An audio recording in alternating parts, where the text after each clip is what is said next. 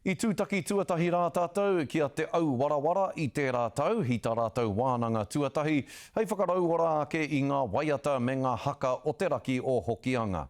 I nāianei, kua tū i a rātou he kapa haka, kei te haere rātou ki te whakataetai ārohe o te tai tokerau, enei arangi whakatānei. Hei kapa whakangahau. E waiwai tapu ana rātou ki te whatarangi o te tai tokerau, i haere mātou o te karere ki Ngāti Manawa Marae i Pangaru ki te mātakitaki i a rātou.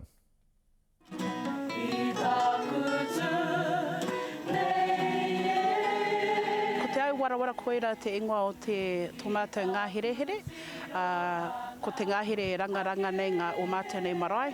Timata hea ki roto motiti, whakawhiti mai rā ki Waipuna, taino ki Ngāti Manawa, rere atu ki Waihau Nui Ārua, tai atu ki Waiparera, whakamutua mai rā ki roto mātihe tihe. Ko whakarapa te raura.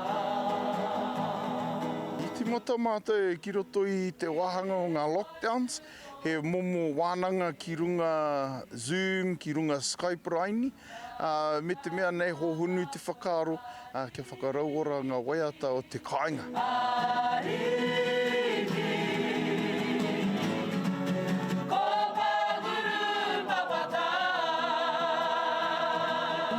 Ka nui ngā hua ka puta mai i tēnei mahi kapahaka ki Wainganui, ki te taha o aku whānau, ki te taha o te hapu.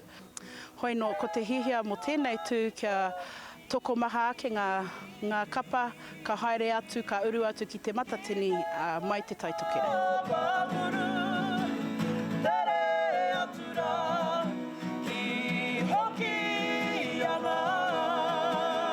He pai ki te tū ki te tau toki māma, ka ako mātou ngā waiata no konei ki o mātou kāinga. O tira ko te painga o tēnei, ko te whakawhanaungatanga o tō tātou nei hapori, o Pangaru, o ngā maunga whakahi o te wāhi nei, te whakakotehitanga o ngā marae katoa.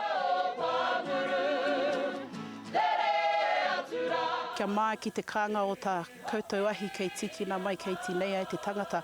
Hoi no, ko tēnei kapa koira tō mātou mahi e tautau ana i ngā ahi kāpura o tō mātou kāinga. Kia haruru pai ngā kōrero, ngā pūrākau, ngā waiata tawhito, waiata hau rānei, kia ako ai ngā mokopuna o tātou mokopuna.